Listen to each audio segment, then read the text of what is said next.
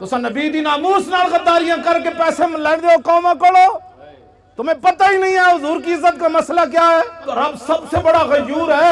حضور نے فرمایا سب تو بڑا غیرت مند رب ہے۔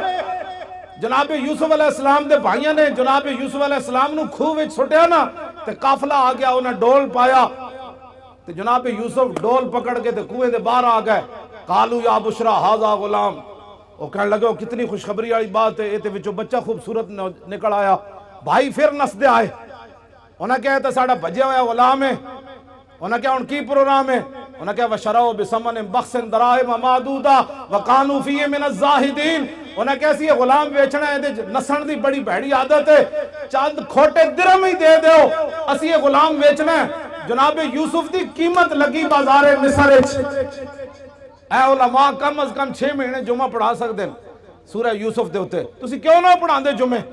سورہ یوسف پڑھ کے دسو قوم نو کہ جناب یوسف دی صرف قیمت پئی ہے بازار وچ۔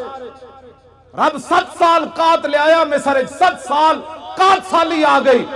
دودھ پیندا بچہ بھی جدو جناب یوسف دے پیراں وچ وکیا نہیں سی نا، دودھ پیندا بچہ بھی جدو ماں پہ ویچ کے نہیں سننا گئے، اس وقت تا رب قات نہیں ہٹایا۔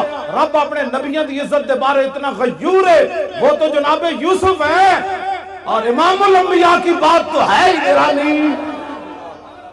اسے زندگی نو کچھ نہیں کرنا، اسے زندگی نو حضرت خبیب بن عدی دی قبر ہے جی کدھر نشان، حضرت خبیب بن عدی صحابی رسول دی قبر دا نشان ہے۔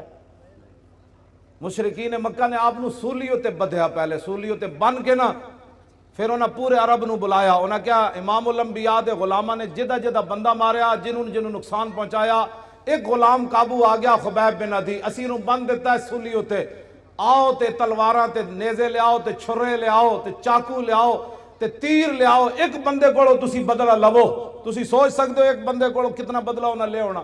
سب تو زیادہ ظلم خبیب بن عدی نال ہویا، انہاں کینچیاں نال آ کے آپ دا ایک ایک جسم کٹیا، اور آپ نے پھر تختہ دار ہوتے ترانہ پڑھیا۔ مکہ تو حضور بہت بعد اچ فتح ہویا نا جی، آمنو جتھے مقام تنعیم ہے نا مسجد عائشہ، اس مقام ہوتے آپ نے تختہ دار جدو آپ دا جسم کٹ رہے سن نا، اور دوروں ہٹ کے نشانہ بن رہے سن، لو تو نہیں سی نا، خبیب بن عدی دا جسم تا انسان آڑا ہی سی نا، دوروں ہٹ کے انہاں دے نشانہ باز، دوروں ہٹ کے آپ تے تلوارہ نال آپ تے چھوڑے لا رہے سن، ایک ایک جسم نے ایک چھوڑے جو لکڑی دے چھوڑے لا دین، انج لا رہے سن تے آپ انجے تختہ دار ہوتے بدھے ہوئے سن، تے آپ نے انہوں نے ویکھ کے فرمایا تم کیا سمجھتے ہو کہ میں نے جن کا کلمہ پڑھا ہے میں بے وفائی کر جاؤں گا؟ آپ نے تختہ دار ہوتے پھر ترانہ پڑھیا، اور ترانہ تا محفوظ رہ گیا کہ حضرت سعید بن عامر الجمحی بعد جدو مسلمان ہوئے تے حمص دے گورنر بنے، تے فاروق اعظم کو شکایت آئیاں بھئی گورنر نو مرگی دی بیماری ہے، 4 شکایتان، اے علماء بیان کرو، اور کیوں نہ بیان کر دے تسی سیاست؟ انہوں نے کہا رسول اللہ 10 سال خود سیاست کی تھی، ممبر تے بھی حضور ہی بیٹھے، تختوں تے بھی حضور ہی بیٹھے، عدالتہ بھی رسول اللہ دیا سن، بازارہ بھی حضور دا دین سی، کیوں نہیں تسی بیان کر دے؟ تو انہوں کمیٹیاں کہہ دیاں مولی صاحب تسی سیاست دان ہو گئے ہو، انہوں نے کہا جس نبی دا میں کلمہ پڑھیا ہو نبی نے سیاست کی تھی۔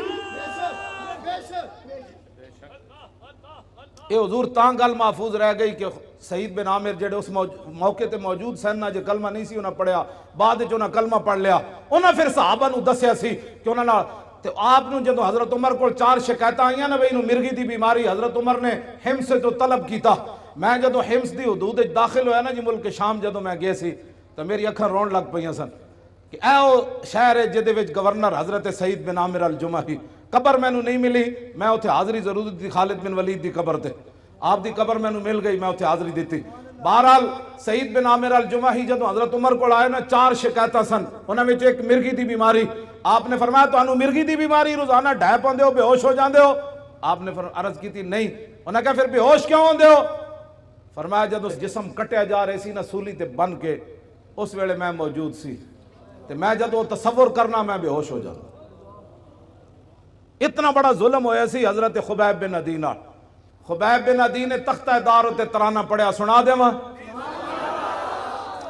لقد جمع الاحزاب حولی والبوا قبائلهم واستجمعوا كل مجمعی وكلهم مبدل عداوت جاہد علی لانی فی وساق بمضیعی وقد جمعوا ابناءهم ونساءهم وقربت من جزع طويل ممنعي وقد خيروني الكفر والموت دونا وحملت عيناي من غير مجزعي فلست بمبدل للعدو تخشعا ولا جزعا إني إلى الله مرجعي وما بي حذار الموت إني لمیت ولكن حذاري جحم نار ملفعی. جب آپ کا جسم کٹ رہے سن تو اس شعر دا معنی میں فرمایا میں موت سے نہیں ڈرتا، موت تو ایک دن آنی ہے. وما بی حذار الموت انی لمیت، فرمایا موت میرا کچھ نہیں بگاڑ سکتی، آج نہیں تو کل تو اس نے آنا ہی تھا. ولیکن حذاری جحم نار ملفعی، میں تے اس جہنم دی اگ دے شولے کو ڈرنا جڑا پورا لپیٹ چ لے لوی گی.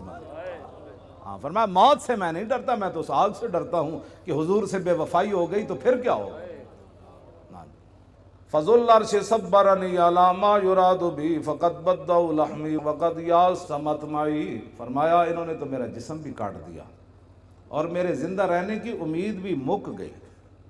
ظاہر جسم جب کاٹا جا رہا تھا تو پھر آخر میں چہرے کو انہوں نے تلواریں ماری نا، پھر آخر میں ناک کان انہوں نے کاٹے، آنکھوں کے اندر پھر برچھے تو آخر میں ڈالے نا. انہوں نے کہا کہ انہوں نے تو میرا جسم کاٹ دیا، اب زندہ رہنے کی امید بھی ختم ہو گئی.